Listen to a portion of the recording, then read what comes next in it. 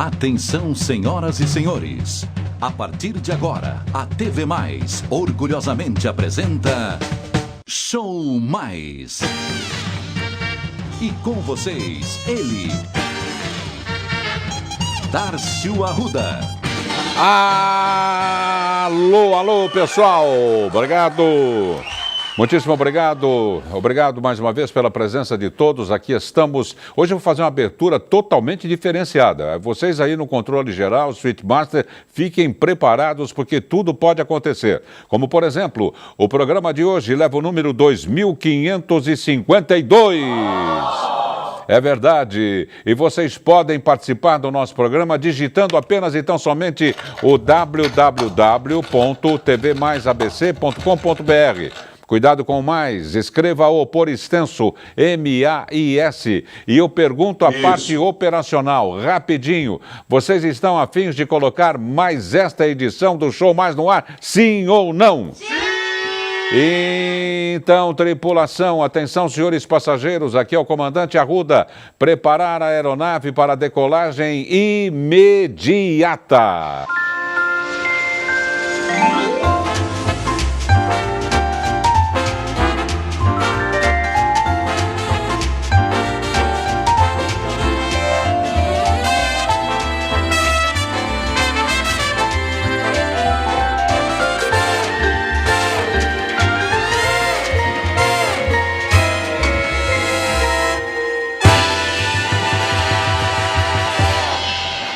Ai, que legal! O tema dessa noite vocês vão gostar, viu? É TDAH e hiperatividade. Nossa, é o que? É uma fórmula química, Darcio? Não. É transtorno de déficit de atenção e hiperatividade. Por isso que eu fiz aquela abertura louca, aquela abertura rápida, porque é assim, nós estamos hiperativos na noite de hoje e estamos com um déficit de atenção impressionante. Jimmy Sanches, mostra a fúria para eles, levanta aí o BG, modulando 1000 nos céus do Brasil, Zil. Gente, eu fiz essa abertura rápida de propósito e quero apresentar o nosso psicólogo hoje para o programa, o Robson Soares. Boa noite, Darcio, boa noite. Ô Robson, repito, eu fiz de propósito. A hiperatividade é isso mesmo? É trabalhoadamente? É querer fazer muita coisa ao mesmo tempo? O que é? Define pra gente. Então, vamos lá. Primeiramente, temos que definir algumas coisas. Hoje, todo mundo tem um pouquinho de hiperatividade devido às condições tecnológicas que nós temos hoje. Então você está usando o celular, ao mesmo tempo está fazendo uma outra coisa, está assistindo uma TV, está ouvindo uma música. Está falando no celular, está teclando no Face, é uma loucura. Então isso já faz parte do nosso ambiente. Então você ser hiperativo e você ter múltiplas atenções faz parte, devido às questões de hoje em dia. O que caracteriza o transtorno de déficit de atenção e hiperatividade? A partir do momento que isso prejudica a rotina dele. Exemplo, ele está usando o Face, está falando do celular, está usando o computador. Está com o televisor ligado.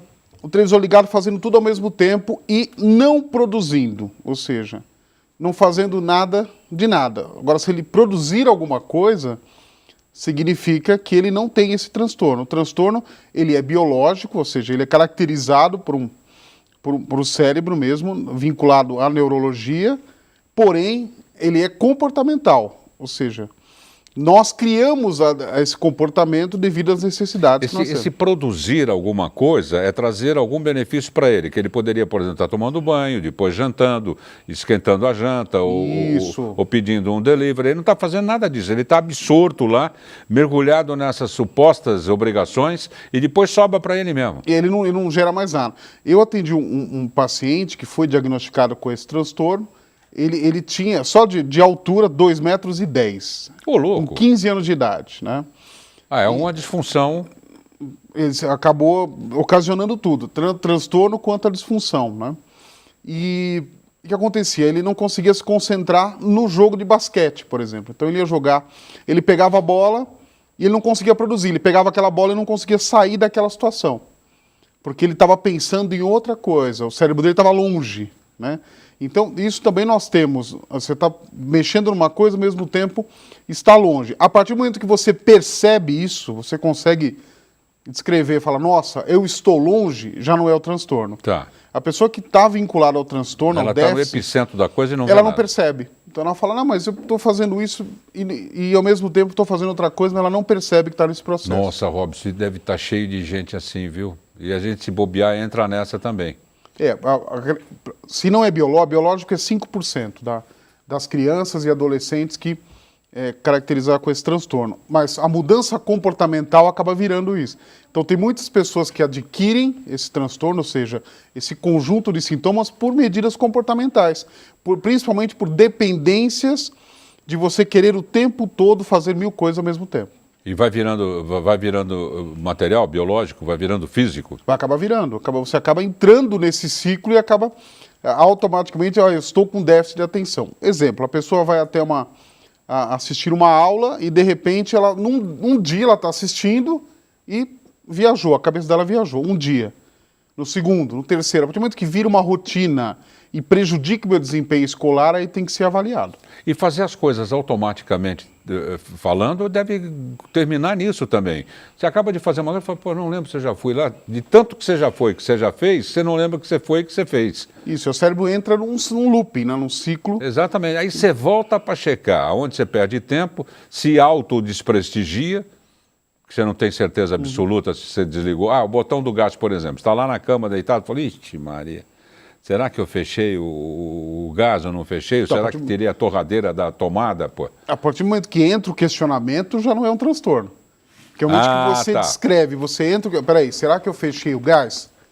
Já está salvo, então. Agora, quando você está num processo que você nem lembra que tem o gás, por exemplo, eu já vi situações de pessoas que nem lembrarem que existia aqui o fogão, onde é que estava o fogão, onde é que estava o gás, ele não lembrava mais onde estava esse processo. As pessoas com uma certa idade mais avançada, eu não posso classificar que tem a mania, não posso nem fazer esse tipo de pergunta, eu quero saber o que é. Gostam de checar, rechecar, trichecar, quadrichecar. Por exemplo, fecha o portão, sai. Não sei se eu fechei, vamos lá. Deixa eu ver se eu fechei a porta da sala. Fica meia hora para sair de casa. O que seria isso? Então, isso caracteriza como uma mania e dependendo se isso atrapalhar o dia a dia, pode virar um toque. Vamos dizer que nessa situação ele tivesse o déficit de atenção e hiperatividade. Ele fecharia o portão ao mesmo tempo que ele está pegando uma fruta na árvore, mas ao mesmo tempo que ele está jogando o jornal fora, ele está fazendo tudo ao mesmo tempo. Aí caracteriza... O déficit de atenção, ele não consegue focar numa coisa só. Se ele focar numa coisa só, ele precisa de algo mais. Ele precisa ser útil em várias situações. Então, isso não tem idade para acontecer. Não tem idade. O comportamental não, né? O dos 5% começa na infância, principalmente na escola, que ele é obrigado a ter várias disciplinas, então já começa a necessidade de ele ter vários focos, e isso já é um biológico. Mas agora o comportamental, graças principalmente às redes sociais, ao celular, que você acaba querendo fazer 1000 coisas ao mesmo tempo, você pode adquirir isso com o tempo e não tem idade. Veja, a gente precisa ser de circo também, né? Inclusive em idade bem prematura, por exemplo. Não sei quantas matérias, não sei quantos professores, não sei quantos focos, Sim. Não sei quantos pedidos. Um quer que faça a lição de um jeito, outro quer que faça o trabalho de casa de outro, e passa de um e passa para o outro. Um é mais bravo, outro é menos bravo, um é bonzinho, outro não é. A pessoa está sendo preparada para isso, né? E é interessante, vamos pegar o conceito estudo, né? Mas o meu filho ele tem que estudar tudo em silêncio. Não necessariamente. A criança de hoje, ela pode estudar com vários atributos, não tem problema nenhum. Não sei como o Paulinho vai bem na escola. Ele não desliga o televisor, fica no Face, fica no telefone, e não sei como é que ele faz a lição. E ele tem noção disso, então não é um transtorno, porque ele tem noção. Fala, olha, eu estou usando tudo ao mesmo tempo, mas eu consigo. Importante, o pessoal que está assistindo, e falar assim, então, peraí, meu filho, tudo isso que está falando, eu tenho. Então eu tenho o transtorno. E por que a criança, me perguntam muito, por que a criança hoje, ela precisa disso? Então, vamos analisar alguns tempos atrás. Como é que o nosso cérebro se desenvolve? Ele se desenvolve por 3 estímulos. Estímulos visuais, auditivos e sinestésicos, que são de movimento.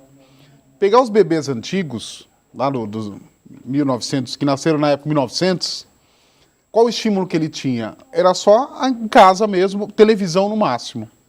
Hoje um bebê, se você o leva ao shopping... 1900 nem tinha, né? Nem tinha isso. Se levar um bebê a um shopping hoje, ele produz todos os estímulos de uma única vez. Ele entra no shopping, ele tem o visual, tem o auditivo e tem o movimento. Portanto, o cérebro dele evolui muito mais rápido do que antigamente. Se amolda a essa situação. Então ele precisa, com o crescimento dele, ele precisa estar envolvido em vários estímulos ao mesmo tempo. Por isso que um bebê hoje, uma criança de 2, 3 anos, consegue usar o celular tranquilamente e o celular chama muito a atenção. Porque o celular produz todos os estímulos que ele gosta e ele aprendeu desde a infância a querer. Interessante. Agora, o Robson Soares, me explica uma coisa. Nessa multiplicidade, não é, de funções e tarefas, né? Mesmo a pessoa sabendo, não tem problema nenhum, ela está sabendo. Por que as mulheres se saem de uma maneira fantástica e a gente não sabe fazer duas coisas ao mesmo tempo? Que entra aí o conceito cultural, né? A mulher, ela já, entre aspas, vou pôr isso para as mulheres não me matarem, ela é culturalmente treinada para exercer várias funções, né? Ela fala, olha, você tem que fazer isso, tem que fazer aquilo outro. O homem, ele é treinado para ser prático, para executar uma única, com começo, meio e fim, uma situação. A mulher não, olha, você vai ajudar em casa, você vai trabalhar, você vai cuidar de filho, então já é passado uma ideia. Ainda hoje, culturalmente, a mulher é vista como a pessoa multiuso, que vai trabalhar com várias situações ao mesmo tempo. Então a mulher tem essa vantagem culturalmente. Mas essa suposta obrigação a colocou num patamar bastante elevado em relação a nós. Sim, sim. Eu sempre falo, o homem não sabe achar a cueca dentro da gaveta da cueca. Sim.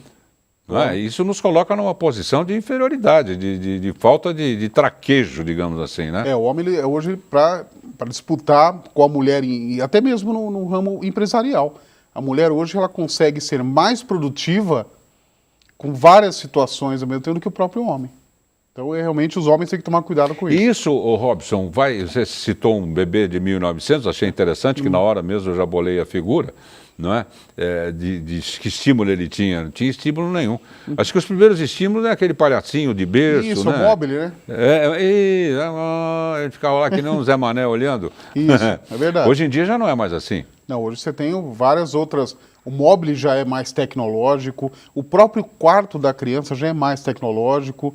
Hoje você já tem, desde bebê você já coloca a criança frente a uma TV, que tem vários estímulos também, os próprios programas infantis, que são bem diferentes daquela época que nós tínhamos somente uma apresentadora, né, que ela interagia com o público e colocava um desenho simples. Hoje o próprio desenho interage e ao mesmo tempo dá todos os estímulos para evoluir a criança. É verdade. Me lembro, só de você falar, me lembro também de vários programas que tinha apresentadora, a famosa tia fulana, tia ciclana, não é? E vinham os desenhos, o começo, meio e fim, desenhos de 4, 5 minutos. E o programa era todo focado na apresentadora. É verdade. Ou seja, a apresentadora era a conversa, então você não tinha um estímulo maior fora aquilo. Tem uma grande apresentadora que hoje trabalha com o público adulto, mas começou simplesmente falando com a câmera e fazendo gestos com os dedinhos. Ou seja, algo... hoje que uma criança que for parar só para ver uma apresentadora falando e mexendo com os dedinhos já não concentra mais. Não convence. Não convence. Não convence. Olha, os tempos estão mudados, viu? Eu quero, acho que ser um bebezinho de novo. Para absorver toda... Porque está melhorando. A evolução é necessária. O ser humano está evoluindo. Bom, nós vamos um rápido intervalo e já a gente volta com TDAH, transtorno de déficit de atenção e hiperatividade. Hoje está tudo rapidinho aqui. Ô Jimmy, levanta o fundo aí, meu.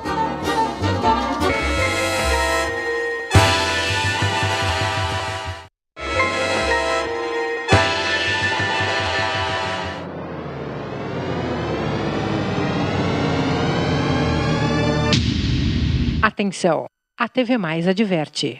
O programa Show Mais causa dependência cultural. Mas de jeito nenhum eu vou deixar de falar da LL Presentes da Rua Laura, 740, na Vila Bastos, Santo André. Vou fazê-lo rapidamente hoje, porque o tema é hiperatividade. Dê um pulinho na LL Presentes da Rua Laura, 740, na Vila Bastos, em Santo André. Você vai adorar. Agora tem as consultoras da LL. Vai lá, bata um papo com elas. Leve sugestão, dica, leve fotografado o canto da casa, o ambiente que você quer modificar. Elas têm experiência, elas vão fazê-lo com toda a rapidez possível e imaginável. LL Presentes, Rua Laura, 740, na Vila Bastos, em Santo André. Pronto, já estamos de volta. Esse tema tá rapidinho. Tá rapidinho, viu? Tá rapidinho. A gente terminou, não é deixando no ar, mas fazendo um comentário sobre hiperatividade e transtorno de déficit de atenção, em relação a se está melhorando, se está piorando, não é? A gente nota, a gente conversa com crianças de 5, 6 anos, elas têm uma capacidade de absorção, de visão do futuro, de conversar, sim, não, sim, não, sim, não é? Coisa que nem isso a gente falava, né? A gente não tinha o poder de ter esse raciocínio e essa conclusão, mesmo que rápida fosse, não, Robson? Porque uma evolução muito grande também é a linguagem. Pegar os bebês de 1900 novamente, qual é o acesso à linguagem que ele tinha?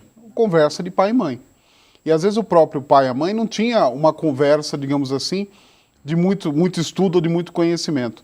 Então hoje você tem pais e mães que numa média maior já têm um conhecimento maior, portanto o diálogo é mais interessante para a criança e a assimilação da criança é muito mais rápida e muito mais potente hoje. Ela consegue escrever uma frase, consegue emitir uma opinião, né, mais rapidamente do que as crianças anteriores. Com certeza. E eu acrescentaria, para enriquecer o que você está dizendo, a figura do biso e da bisa. Porque com a longevidade, nós estamos trazendo uma geração para junto dessa outra aqui.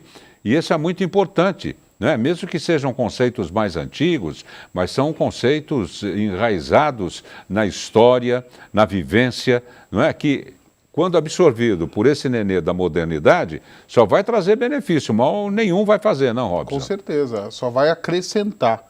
Né? Pegar o exemplo do biso e da bisa e também trazer um pouco para o conceito de escola. Né? Vamos pegar as escolas anteriormente, você vai falar assim, mas nunca existiu essa parte do transtorno, déficit de atenção, hiperatividade? Nunca existiu? Existia, sim. Porém, era mais punitivo, ou seja, as escolas anteriormente você tinha uma punição maior, você tinha um castigo, você tinha, vamos pegar mais antigamente, a palmatória, você tinha algo que inibia esse comportamento. Hoje, com o tempo, com a evolução da educação, que é importante, a pessoa ela pode se expressar melhor. Porém, é importante, agora falar para os professores que me assistem, às vezes eu dou palestra, que eles também entendam que os tempos mudaram. Tem muitos professores que estão querendo trazer aulas dos anos 80, 70 para a criançada de hoje. E também entender que a criançada você precisa estar no ritmo delas também. Criar uma forma diferente. Não dá para você falar assim, nossa, aquele aluno é muito bagunceiro, aquele menino, ele não sabe, não consegue fazer a lição. Será que ele não consegue ou o método que não se adapta mais ao mundo de hoje? Porque tem muitas escolas que eles usam bem isso, eles criam os métodos específicos para isso. Mas tem muita escola, principalmente, que mantém o método antigo. E em contrapartida tem os mais modernos. Quantos anos os cursinhos pré-vestibulares, o professor dança, canta, conta piada, é um artista, não é? Imagina se na nossa época era assim, o professor entrava de jaleco branco, engomado, dava aula e ia embora e olha lá. Ele era a verdade absoluta, né? Absoluta. Ele era a verdade absoluta. Vamos pegar um conceito legal da prova. Você pegar uma pessoa que tem um déficit de atenção e hiperatividade, ele não consegue se concentrar numa prova. Porque a prova exige o quê? Exige silêncio, exige concentração. E a pessoa que tem um déficit de atenção, ele não consegue ficar naquele silêncio, produzindo silêncio. Por isso que tem muitos métodos hoje, muitas escolas, que já utilizam a avaliação diária. Não só a prova, não ter mais a prova, mas ser uma avaliação diária, que envolve comportamento, participação e entendimento naquela aula. Para não virar somente um dia de prova e aquela prova definir quem é aquela pessoa. Agora, Robson, esse déficit de atenção é muito mais importante do que a gente pensa. Porque vamos supor, a Amanda Diniz que está fazendo a seleção das imagens para os nossos telespectadores. É uma posição dela de muito equilíbrio, ela não pode se distrair. Senão eu estou falando, ela comuta a tua câmera. Você está falando, ela comuta a minha câmera. Olha lá, ela está ligada, ela está pondo tudo certinho. Um comandante da aviação, por exemplo, ou civil, ou militar, qualquer tipo de piloto, não pode se distrair lá. É para ver o altímetro, o avião está quase ralando nas montanhas, ele não está nem aí. Um cirurgião, pelo amor de Deus, que tem que ter movimentos precisos, não é? Mesmo um auxiliar de escritório que mexe com contabilidade, coisas importantes, recolher impostos, não recolhi os impostos, só de multa a empresa vai balançar. Ou seja, toda a profissão é muito importante. Não é? Aquele auxiliar de pedreiro, por exemplo, que tem que fazer a mistura da areia, da pedra e do cal, que vai dar a fortificação do cimento para edificações de 20, 30 andares. Como é que não pode, essa patologia não pode aparecer em nenhum momento, em nenhuma das profissões? A partir do momento que for descoberto, e algumas dessas situações que foram citadas, tem que ser trabalhado no comportamental, que é possível. É possível hoje, através de terapia, né? E em alguns casos, também a parte de medicamento, fazer com que essa pessoa consiga trabalhar dessa forma, consegue distinguir. Porque mesmo uma pessoa que não tem o transtorno, mas ela é agitada e faz 1000 coisas ao mesmo tempo, ela consegue discernir o momento que é para se concentrar. Então ela tem um momento para se concentrar e um momento para fazer várias coisas ao mesmo tempo. Se uma pessoa tem um transtorno, ele deve ser treinado. Porque ele não vai ter esse momento. Não, ele vai ter que se aprender isso. Você vai começar a condicioná-lo a trabalhar dessa forma. Então, ele só vai começar a desconfiar que ele tem a partir do momento que ele perceber. Que ele perceber. É isso que você falou. Isso, se ele percebeu, aí ele não vira o transtorno. Agora vamos supor que ele não perceba. Então cabe a chefia determinar. Falar, escuta, você era para pôr 5 sacos de cimento, eu contei, você pôs 2. Isso aí está uma sopa, ele não vai... Não é verdade? O olhar da pessoa de fora é muito importante para com a suspeita de transtorno. Normalmente, o grupo social que ele vive é o que traz maiores informações sobre a possibilidade do transtorno. Muito interessante falar de grupo social, porque eu ia fazer a seguinte pergunta, né?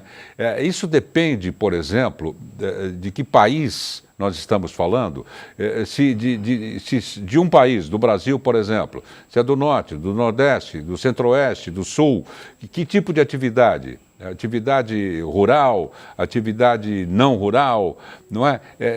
Há um índice flutuante aí em relação a essa patologia, dependendo de onde a pessoa qual a raiz dela, o que ela faz, o que ela pensa da vida. Então, se for o fator biológico, existem alguns estudos que estão relacionados desde a gestação, que alguns maus hábitos da gestante podem interferir nisso, ou também propriamente genética, alguma coisa nesse sentido. O biológico não tem grupo que interfere, ou seja, qualquer região pode ocasionar, são 5%, né, ocasionar o transtorno. Porém, o comportamental ele está muito ligado ao ambiente que ele vive. Então, por exemplo, a chance de uma pessoa que vive num local isolado, numa área rural, de ter um transtorno é bem menor do que quem vive numa cidade grande. Porque culturalmente, na zona rural, você não tem uma necessidade rápida de armazenar, inclusive, de armazenar informações do que você tem no dia a dia numa cidade grande. Numa cidade grande, ou mesmo numa cidade grande, eu falo zona rural, mas hoje, algumas cidades interior já são cidades grandes. Mas depende muito das necessidades, e é uma coisa que eu brinco muito, e principalmente sobre um aplicativo de celular que nós trocamos mensagens, né? O pessoal fala, é necessário isso, eu preciso disso no meu dia a dia. Então a pergunta é, será que nós precisamos mesmo? Ou nós criamos essa urgência necessária? Porque tem muitas situações hoje que não há necessidade daquela resposta de imediata, mas nós exageramos no sentido que precisamos que a pessoa responda no mesmo tempo que nós queremos. Agora, quando se fala em legislação, se fala em idade limite para determinada função, vamos de novo voltar ao caso do comandante da aviação. Não sei qual seria a idade, de 60, 65, não sei. Quando se estabelece essa idade limite, já tirando por base não é? Que ao envelhecermos, as nossas células vão ficar meio lentas, Sim. não é? E a tal ponto que essa pessoa não pode... Ou então que mexa com máquinas importantes, não é? Tem máquinas perigosíssimas, não é? Com toda a prevenção que existe, mas você tem que pôr a mão no lugar certo. Sim, com certeza. A atividade tem que ser... Então, por isso que é importante a avaliação Então constante. há um desgaste mesmo celular, né? Então, o celular, o que acontece? Qual é o maior medo? Celular de célula, não de aparelho. né? Por assim, qual é o meu medo? Justamente dessa pessoa não ser avaliada constantemente.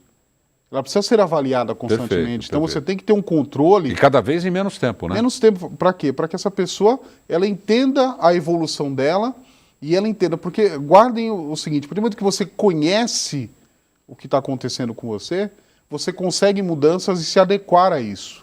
Não significa que você vai deixar de fazer, mas você vai fazer de uma forma diferente de acordo com que você está limitado naquela fase da vida. Se você me permite, um telefone de contato do Robson Soares, psicólogo, depois tem o blog, tem o www.querfalar sobre isso.blogspot.com, depois uma série de outras informações no Face, no YouTube. E nós agradecemos ao psicólogo Robson Soares pela presenza. Obrigado, viu, Obrigado, Robson? estou sempre à disposição. Muitíssimo obrigado mais uma vez. Va bene, per ora è solo, una buona sera a tutti. Dormire con Dio, parliamo domani, riposare in pace, ci vediamo domani. Bella, ciao, fui! Olha aí, não percam, à meia-noite, o programa Clique Noite, com Edmir Cleto e o J+, à meia-noite e meia. Essa mensagem é importante, hein? A insônia é a filha hiperativa da consciência.